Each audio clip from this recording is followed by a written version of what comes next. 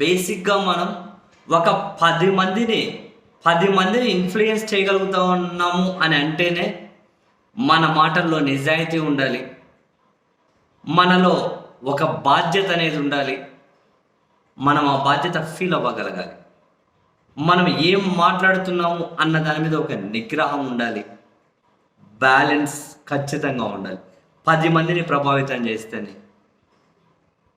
ఎట్టి పరిస్థితుల్లోనూ భాష మీద కానీ, బాడీ లాంగ్వేజ్ మీద కానీ నిగ్రహం లేకుండా మాట్లాడకూడదు. ఎప్పుడు ఏది మాట్లాడేది, ఎలా మాట్లాడాలి, మాట్లాడేటప్పుడు మన బాడీ లాంగ్వేజ్ అటువంటి ఇవన్నీ చాలా ఇంపార్టెంట్. అవి చేయలేని వాళ్ళు ఆ 10 మందిని ఇన్ఫ్లుయెన్స్ చేయాలని చెప్పి అనుకోకూడదు. మరి 10 మందిని ఇన్ఫ్లుయెన్స్ చేసేవాళ్ళు ఎలా ఉంటే, వేలు లక్షల మంది అభిమానులను ఇన్ఫ్లుయెన్స్ చేయగలిగే నాయకులు అనబడే వాళ్ళు, వాళ్ళ ప్రసంగాలు ఏ విధంగా ఉండాలి. కానీ పవన్ కళ్యాణ్కి ఈ విషయాలన్నీ పెద్ద అర్థమయ్యేటట్లు లేవు.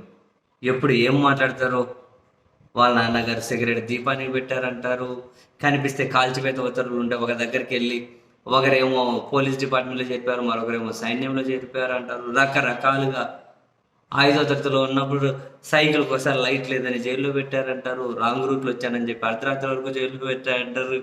అసలు అసలు సంబంధమే లేకుండా మాట్లాడుతూ ఉంటారు. పోనీ అక్కడ తాగుతారా? మరి వేరే వాళ్ళ గురించి కూడా తాజాగా కృష్ణ గారి గురించి మాట్లాడారుగా. రామారావు గారికి అంటే రామారావు గారు అంత గొప్పగా తెలుగు జాతిని ఉన్నతంగా నిలబెట్టినా కూడా ఎవరు సినిమా వాళ్ళు సహకారం అందించలే.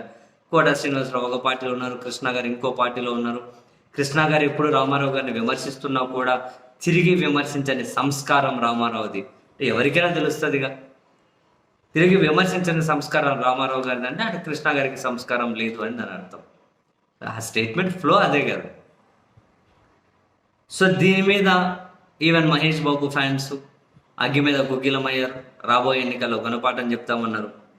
తాజాగా దీని మీద యాక్టర్ నరేష్ వాళ్ళ తల్లిగారేగా విజయ నిర్మల గారికి రెండో భర్తని కృష్ణ గారు. సో విజయ నిర్మల గారి కొడుకైనటువంటి నరేష్ ట్విట్టర్లో స్పందించుకుంటూ ఒక వీడియో షేర్ చేశారు. పవన్ కళ్యాణ్ గారు మాట్లాడిన మాటలు షేర్ చేశారు. పక్కనే కృష్ణ గారు రామారావు గారి గురించి మాట్లాడిన మాటలు కూడా షేర్ చేశారు. ఏదో ఒక సినిమా ఈవెంట్లోనే అనుకుంటా కృష్ణ గారు, నేను రామారావు గారి అభిమానిని, డిగ్రీ అయిపోగానే ఆయన చూడాలని చెన్నై పోయాను, చూశాను, కలిశాను, నాకు నటించాలి అని చెప్పి బాగా ఆశ అండి.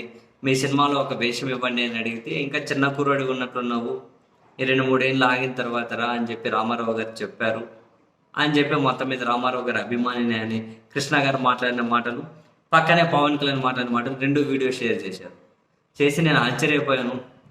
పవన్ కళ్యాణ్ గారు కృష్ణ గారి గురించి మాట్లాడడం ఏంటి అలా? బంగారం లాంటి మనసున్న వాళ్ళు కృష్ణ గారు ఎప్పుడూ తన విధానాలు పొత్తులు మార్చుకోలేదు. అంటే పవన్ కళ్యాణ్ కౌంటర్ మార్చుకోలేదు.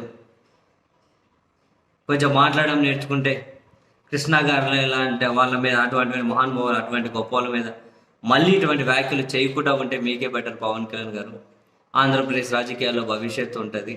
సో ఇటువంటి మాటలకి ఇక ఫుల్ స్టాప్ పెట్టండి, ఇంకోసారి రిపీట్ చేయకుండా, అది మీకే మంచిది అని మొత్తం మీద పవన్ కళ్యాణ్కి కౌంటర్గా నరేష్ కూడా వీడియోలు పోస్ట్ చేసి ట్విట్టర్లో ఒక పోస్ట్ కూడా పెట్టారు.